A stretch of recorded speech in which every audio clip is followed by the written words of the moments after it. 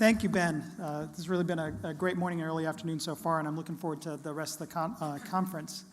I'm going to picking up or maybe go in a slightly different direction from Nancy's talk, talking a little bit about learning healthcare systems, and then talking about the Children's Oncology Group and more broadly about pediatric oncology as a potential model, both a positive and in some ways a cautionary model for the notion of a learning healthcare system. Let me just mention disclosures, no financial disclosures, no off-label or investigational uses of drugs, but I am, as chair of the bioethics committee for the Children's Oncology Group, I do receive some salary support from the COG through my institution for that role. So that's my one relevant disclosure. So what I'm hoping to achieve, as I mentioned, is to talk about pediatric oncology as a model for learning healthcare systems, and then again to talk about the promises and the pitfalls of systematically integrating research into clinical care. The vision of the learning healthcare system, as I will describe, envisions the systematic integration of research with care, and that is touted as something that we should be seeking, and I'm going to endorse that as something we should be seeking, but with a couple of cautionary notes.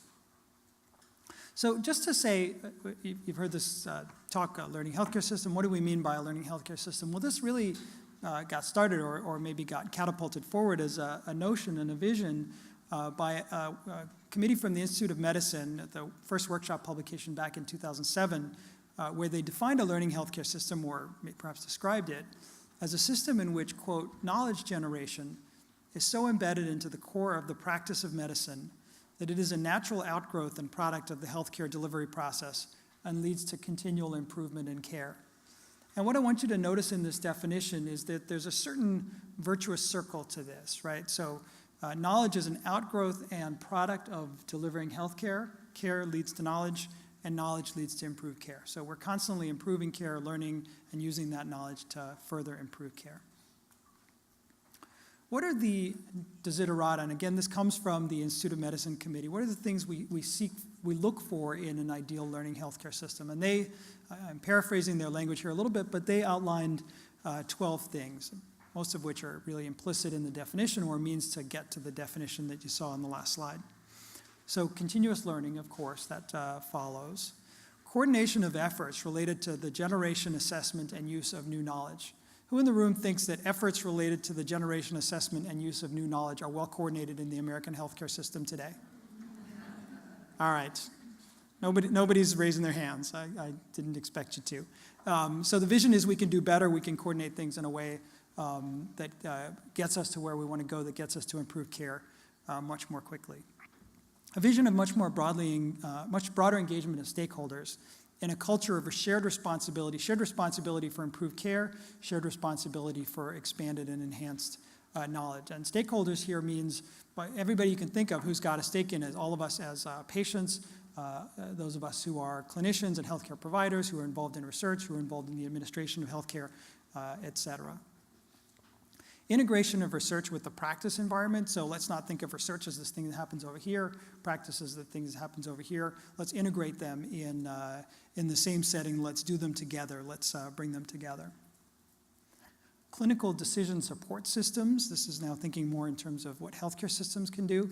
The idea is that individual providers and clinicians can't have all the facts at their fingertips to make good decisions, and in fact, to align people to do things consistently and coherently, you need electronic decision support in order to motivate that. Much of this vision, by the way, is made possible by the tremendous advances in information technology, and that's a theme that you will see through here. Universal electronic healthcare records as a way of capturing the data that we need to learn. Tools for linking, mining, and using those data. The vision, and this is less technical and more a vision of clinical data as a public good. I think very often we think of clinical data as a private good, and there I mean private in the sense of belonging to the healthcare system or the individual provider on the one hand, and on the other hand, obviously belonging to the patient. And if these are private data, then they can't be used for public goods, for public purposes. So this is not to say that everybody's identified healthcare records should be available on the web for anybody to download, but the vision that these data should be used for public good purposes. We should be encouraging both the development of evidence in practice and the use of evidence in practice. As you all know, our practice is not nearly as evidence-based now as it could be. engaging the public about the nature of evidence, the development of evidence, and the roles of the various parties in that development and use of evidence. And you heard from the panel this morning that public engagement, greater transparency, greater shared understanding of how data are used, how evidence is developed is something that we all should be seeking. Vision of the learning healthcare system as a trusted scientific broker, and then of course leadership to both outline the vision where we want to go and then define the strategies for how we're going to get there. So these are some blue sky ideas of what we should be seeking as we try to develop and implement learning healthcare systems. So can pediatric oncology serve as a model for the learning healthcare system? So you haven't, Nancy didn't talk explicitly about the very important work that she and her colleagues at Hopkins and elsewhere did with a couple of seminal publications in the Hastings Center report early last year. But they advocated in one publication the development of a learning healthcare system and the development of a set of ethics and norms for learning activities within learning healthcare systems, and then separately talked about the question of whether we should be so clearly separating research from practice as we, at least some people conceptually do today. And they held in this publication pediatric oncology as a paradigmatic example of a learning healthcare system that might provide a model for where we might want to go. And I'm going to spend the rest of my time talking about that notion. So quoting from their paper, consider the example of pediatric oncology in which virtually all patients are enrolled in clinical trials, and enrollment in the trial is considered to be a standard of care. The practice context is constructed to bring the most pertinent forms of scientific understanding to bear on clinical care. Think again of that virtuous circle that I mentioned. Bring scientific understanding to bear on clinical care, and clinical care generates new knowledge, again, the other half of the circle. Generating and using generalizable knowledge can be a deliberate and integrated aspect or part of practice, not a set of maneuvers logically distinct from it. And their view is that pediatric oncology is an example or a role model that the rest of healthcare can follow in developing a learning healthcare system. So this is the website of the Children's Oncology Group. Much of it is publicly available. You can go to it, you can look around. There's the citation down at the bottom, or the web address. It's a group. This just shows the continental US and a few of the Canadian sites. It's actually in a number of other countries as well: Australia, New Zealand, the Netherlands, I think Switzerland. There are some sites in Switzerland, a number of sites in Canada that aren't shown here. So there are about 220 sites in the Children's Oncology Group. Small to read that the Children's Oncology Group is the world's largest organization developing, too small from here to read it, but COG unites more than 8,000 experts in childhood cancer at more than 220 leading centers in the fight against childhood cancer. Today, more than 90% of 14,000 children and adolescents diagnosed with cancer each year in the United States are cared for at Children's Oncology Group member institutions. It's not to say that they are cared for on trials or that they enroll on trials, but they are taken care of at those institutions where the trials are offered and where the clinicians are members of the COG.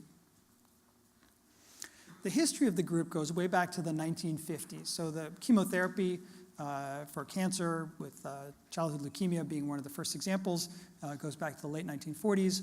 By 1955, Sidney Farber, working with Mary Lasker, who later had a really important role in encouraging Richard Nixon to declare war on cancer, started something called the Children's Cancer Group. And this was the precursor to not just pediatric oncology groups, but really all of the cooperative groups that have really transformed cancer care in the United States. This first publication was in 1960, a comparison of 6-MP, a drug that's still widely used for pediatric leukemia, with a combination of 6-MP and another drug in the treatment of acute leukemia in children. So within just a few years, they had their first publications out. If I remember correctly, there were about 12 sites involved in this study and a couple of hundred kids. I just had to show this. This is the main results figure from the paper, and what is so striking about this is it's hand-drawn. When was the last time you saw a hand-drawn paper or hand-drawn figure in a major medical journal? It's just gorgeous, and look at the quality of the writing there at the bottom. You just would not see that kind of penmanship today. Yeah, right, like what doctor writes like that? By the late 1960s, a second group had sprung up. This one focused on kidney cancer, Wilms tumor, National Wilms Tumor Study Group, NWTSG, or affectionately known by those in the field as NITWITS.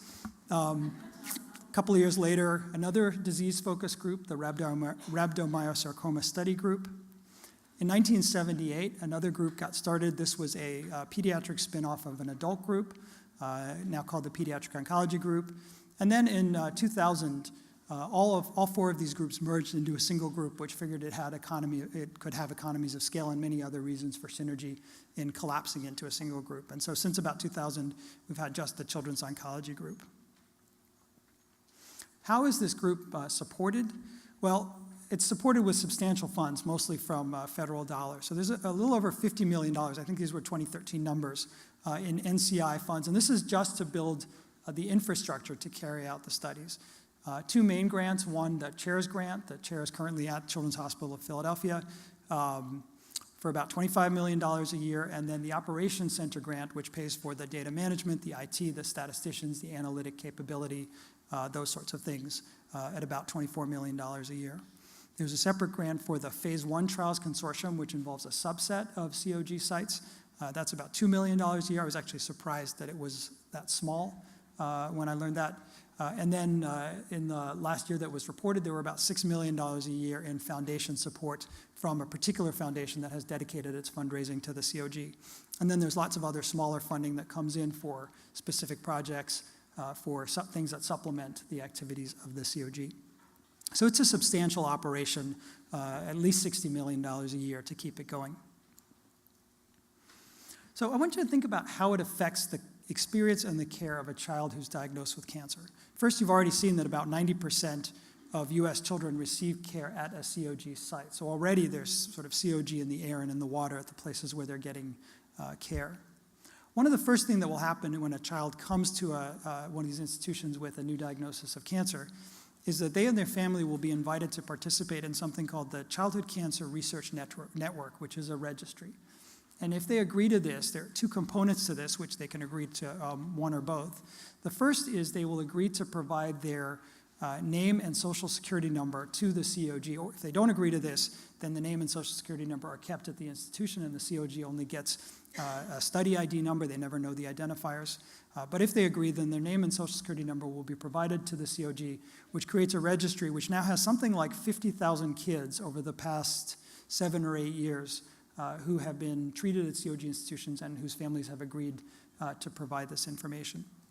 And then the second thing that they can agree to is future recontact, so that, for example, if an epidemiologist wants to do a study on the causation of childhood cancer, the epidemiologist can contact their family directly without having to go through the COG member institution. Again, of course, if they've given permission. And I don't have updated numbers, but from a pilot study that they did through 2006, you can see that virtually all families, 96% of families, agreed to provide their contact information and to future contact. So that gives you a sense that there's a fairly substantial amount of support, at least for these observational and registry functions of the COG. Second, depending upon the eligibility of the child, their final diagnosis, what studies are available, they may be invited actually to participate in a number of different studies. They may be invited to participate in a biology study where a residual piece of their tumor is given to a research lab to better understand biology. They may be invited to participate in an intervention study, a clinical trial. There may be supportive care studies either at the time or later. And then there are often studies of various psychosocial outcomes. So there may be not just a single clinical trial, but a number of studies, and families will have choices about what to participate in. And one of the things I want to suggest, and I'll say more about this later, is that the COG, the fact that COG exists and helps transform these institutions or the pediatric oncology programs within these institutions into learning healthcare systems really transforms the care and experience, not just of those children who participate in the trials, but also those who don't participate in the trials. And this is one of the most important ways, I think, where COG helps to turn pediatric oncology into a learning healthcare system. So what have the groups accomplished over their almost 60-year history? Well, let me just to orient you to this slide.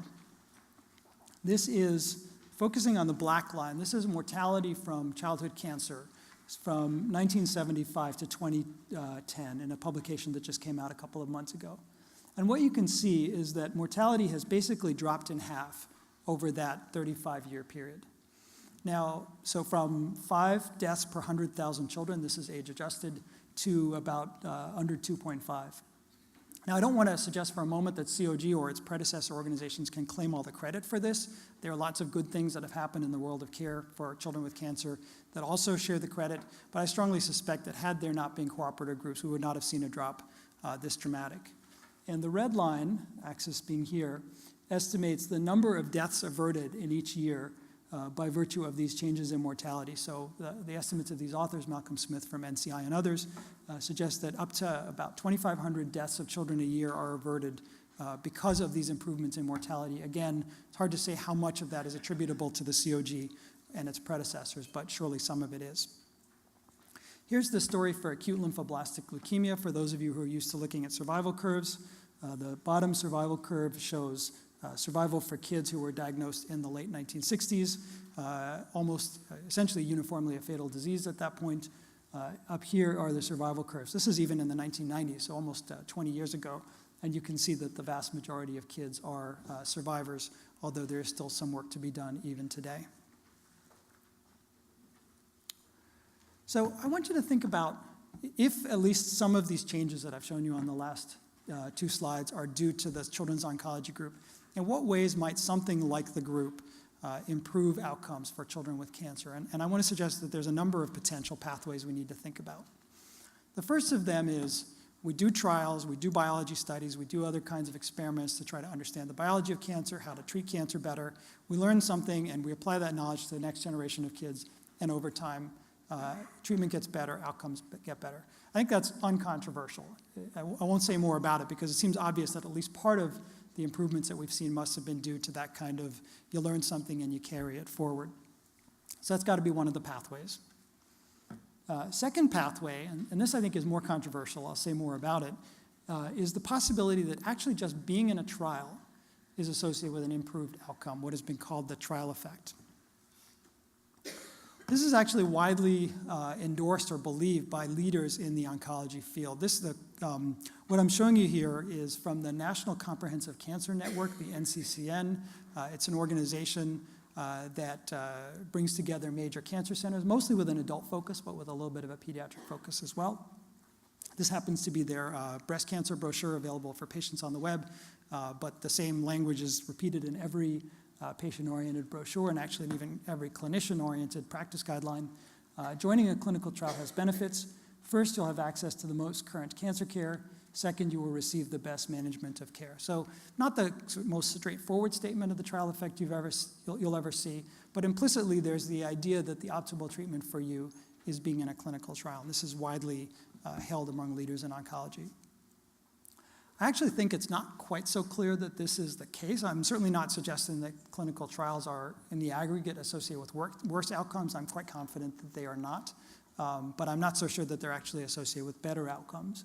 So this is actually an article from investigators here at Seattle Children's, published in Archives of Pediatrics and Adolescent Medicine just a few years ago. And what they did was they looked back at kids with acute lymphoblastic leukemia, the most common type of childhood cancer, treated at Seattle Children, about 320 kids, about half of whom, if I remember correctly, had been treated on a COG or predecessor organization trial, about half of whom had not. And they compared their outcomes. And of course, this is not a randomized trial, and so there's the potential for selection biases that might affect the results one way or the other. But here's the survival curves of the two groups.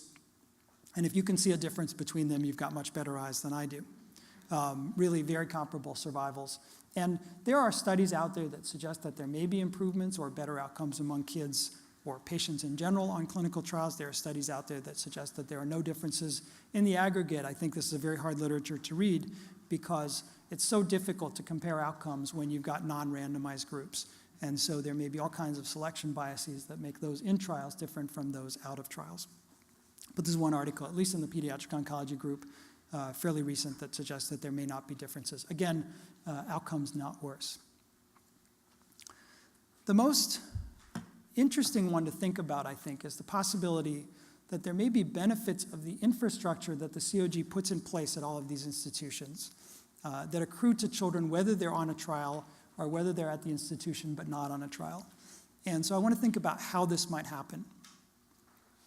So one may be that by virtue of having a research organization, a research infrastructure embedded in the practice, we help to create a culture of evidence-based medicine. Think back to the desiderata that I mentioned earlier for a learning healthcare system.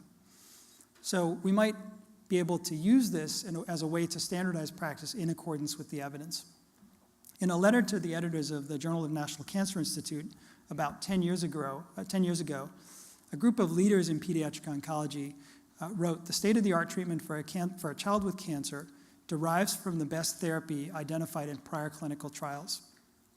The standard arms of clinical research protocols serve as de facto practice guidelines, and newly diagnosed children can receive this state-of-the-art standard therapy whether or not they enroll in a clinical trial."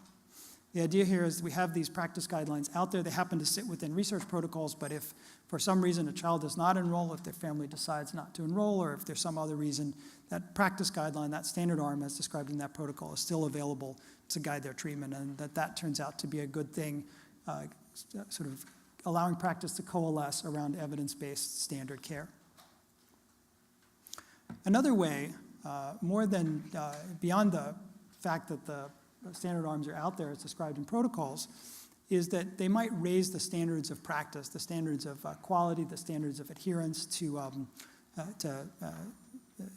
sort of practice guidelines across the board by encouraging adherence to protocols and to treatment plans. Remember that if you're an investigator and you have a patient on a clinical trial, that the care that you provided that patient is going to be audited by the trial group. And this is true, frankly, whether it's COG or industry or any other group. And so you're used to practicing in a way that you realize that your practice may be scrutinized.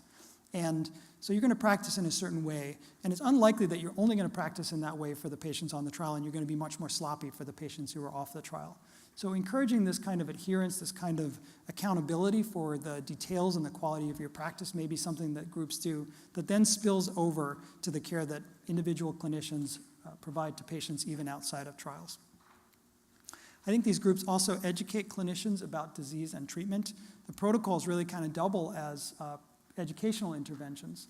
When I was a fellow in pediatric oncology, and I was seeing a patient with a disease that I hadn't seen before, often my attendings would say to me, well, if you want a sort of quick way of understanding the history of the disease, its treatment, its biology, the history of trials, go to the protocol and read the background section, right? I see a pediatric oncology fellow here nodding in the third row. So the evidence is there, and I think it's not just for fellows, but for experienced attending physicians who can read these background sections of the protocols and read the protocols and really learn a great deal about the therapies and about the disease. So these play an educational role. Also, of course, the communication among clinicians at the national meetings, through trial groups, in lots of ways, facilitates a kind of interaction and sharing of information that you might not get without this. And this is true, I think, not only within the discipline of pediatric oncology, but also across disciplines. If you think about what you need to take care of a kid with cancer, you need more than just pediatric oncologists. You need surgeons, you need radiation oncologists, neurologists, particularly for kids with brain tumors, pathologists, radiologists. You're dependent upon all these other specialties in order to take good multidisciplinary care of these kids. And then, of course, you're dependent upon really good nursing, upon really good and specialized pharmacy, on psychology and social work, and just a whole range of disciplines that are needed to take care of these kids. And the group is a way of facilitating interaction, communication, mutual education, et cetera. And finally, the group actually turns out to be a really good way to engage patients and families as advocates and also as teachers for all of us who provide care to these patients. There's a very active patient advocacy, parent advocacy group within the COG, and they participate in discipline committees, they participate in clinical trials committees, many things about both policy and practice and trials. We seek their input, and I think that makes the whole process and the outcomes better. So it's a way of bringing patients and families in as stakeholders, as advocates, and as achieving some of the goals of the learning healthcare system that we've talked about. So this is all great, right? I'm telling you this kumbaya story about all of the virtues of the group. Is there a downside? And I want to suggest that we do have to be careful, although mostly I think the news and the message really is a good one. This is an article I published with my mentor, Jane Weeks, near the beginning of my career, looking at how American oncologists think about the purposes of clinical trials, 2002 in the Journal of the National Cancer Institute. What we did in this was we identified a sample, a nationally representative sample of medical, meaning adult, pediatric, and other oncology specialists to assess their views about the purposes of cancer trials. We sent surveys to about 1,100 physicians. We got about half of them back, actually more than half among the pediatric oncology stratum, because pediatric oncologists are so good. And we asked them two questions. One is, when you offer a clinical trial to an individual patient, why do you offer that patient that trial? And we offered a series of closed-ended responses and asked them to rank those responses.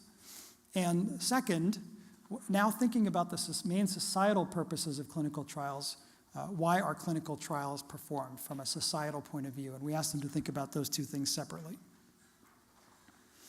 So when asked the individual patient question, most, here we have in red the pediatric oncologists and in blue the medical oncologists. I'm leaving the third group of other oncologists off the slide. Most of them said thinking about the pediatric oncologists, most of them, over 60%, said, I offer my patients participation in clinical trials in order to offer them state-of-the-art treatment. And a smaller group, about 35%, said, I offer them enrollment because I'm hoping to improve treatment for future cancer patients. Now, to me, the answer to this question is not straightforward, and I would not want to criticize any clinician who offered a clinical trial to a patient believing that that clinical trial offered state-of-the-art treatment. You might look at one trial and say it's a more reasonable judgment in that case and a less reasonable judgment in that case, but across the board, I wouldn't want to criticize this as a false view among these pediatric oncologists, and actually among about 40% of the adult oncologists as well. Reasonable position to hold in many cases. I think more interesting is when we ask them, what are the main societal purposes of clinical trials? And here, focusing on the pediatric oncologists, about 60% said, I believe the main societal purpose is to improve the treatment of future patients. This is the answer I would give where I asked this question. But about 40% of the pediatric oncologists and about 20% of the adult oncologists said, I believe that the main societal purpose of clinical trials is to ensure that participants get state-of-the-art treatment. And this, I think, is a challenging and problematic answer because, as we've been talking about this morning, my view is that we do clinical trials in order to learn something that we take forward. And any benefits, they may well have benefits for the people who take part, but in some sense, they're side benefits. The purpose of the trial, as expressed in the protocol, as expressed in the specific aims of the study, are to answer whatever the study's question is. So many of you have probably heard the term therapeutic misconceptions, and the cautionary message I want to leave you with is that systematically integrating research with care, while I endorse it completely, and I think we should be doing more of it, may foster therapeutic misconceptions, and we need to be just a little careful about that and a little conscientious about that. What is a therapeutic misconception? Well, my favorite definition comes from the National Bioethics Advisory Commission, which said the therapeutic misconception is the belief that the purpose of a clinical trial is to benefit the individual patient rather than to gather data for the purpose of contributing to scientific knowledge. Now, I think this is much less problematic with observational research. There's not much in the way of negative consequences from this. And maybe, and this gets to Nancy's talk, maybe we should worry about this less when we're talking about comparative effectiveness research. The VA compares two widely used antihypertensives. I don't think the stakes are all that high for avoiding therapeutic misconceptions, although even there, I think in our minds, we should have clarity about what we're doing.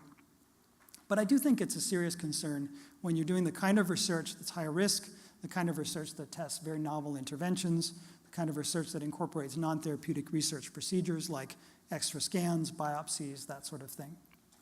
And so I think depending upon the kind of research that you're doing, we may have to worry more or less about therapeutic misconceptions. And the kind of research that the Children's Oncology Group or that pediatric oncologists tend to do tends to be more in this latter category. It does incorporate non-therapeutic procedures. It does test novel interventions. It's the kind where I do think we want to avoid therapeutic misconceptions. So in the last few minutes, how well does the COG achieve the aims, the desiderata of a learning healthcare system? Well, the first thing to just be clear about is that it is not a conventional learning healthcare system because it's not a healthcare system, right? It mediates, just to jump to the bottom and then jump back up to the top, its activities are mediated through the healthcare systems at which patients get their care. So the COG, at least as of this date, is not integrated with the electronic medical records of these healthcare systems. The data capture is separate. Obviously, the COG has no authority over the clinician's actions. That authority is held by the institutional representatives, the institutional leaders. And there's very little, although I wouldn't say no, direct interaction between the COG itself and patients and families. It's all mediated through individuals who are on the ground at the healthcare systems where they get their care. And also, as I suggested a moment ago, the COG, if you think about a learning healthcare system as something that is going to focus on comparative effectiveness research and observational research and quality improvement type learning, the COG is not mostly that. It's more an institution that focuses on novel interventions and on understanding the biology of disease, is really its emphasis. So it's not a conventional healthcare system, and it doesn't really have the kind of emphasis that a learning healthcare system would have, but nonetheless, I think it has some lessons for us. So I think it does achieve many of the aims of a learning healthcare system. Learning really is continuous. Studies are done, and what is learned from those studies is fed right back into the next generation of studies, and through that vehicle, into the care that patients receive. And there's also wide dissemination both within the group and beyond of all of that information. So I think very successful in that regard. Efforts related to the generation, assessment, and use of new knowledge, I think, are quite a bit more coordinated in a setting like the COG than they are in the healthcare system in general. I think the group has done a pretty good job of engaging stakeholders in a culture of shared responsibility, as the Institute of Medicine set out, although there's always room to do better in this regard. Research really is integrated with the practice environment. I think there's almost no specialty in American medicine where clinicians, providers move so fluidly and rapidly between research and the ordinary clinical care that they deliver. Clinical decision support systems, no, but that's because that's not their mission. Universal electronic healthcare records, no. Tools for database linkage, mining, and use. Well, to the extent that the databases are there, I think we could do better with the tools. Clinical data as a public good, we're getting there.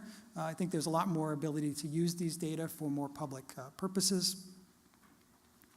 Certainly, the group encourages both the development and the use of evidence in practice. The public is engaged, although this is another place where there is room to do more. I don't think there's any doubt that the COG is a trusted scientific broker, and the COG clearly provides leadership in this regard.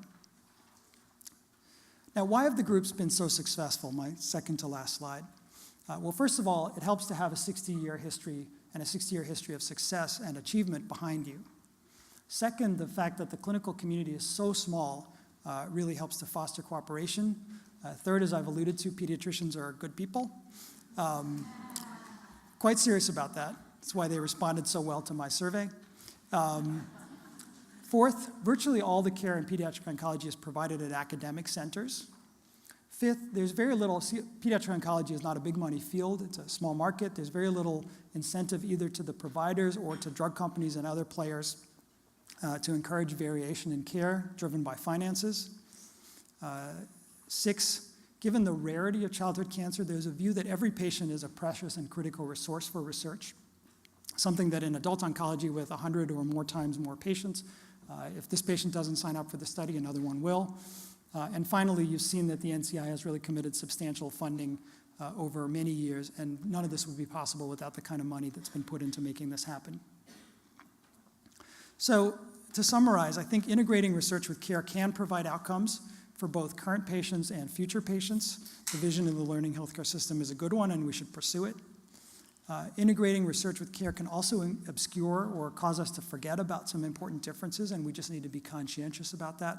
And we really should mind the lessons of pediatric oncology as we seek to develop learning healthcare systems, and I think equally important or more important, learning healthcare cultures. Thank you.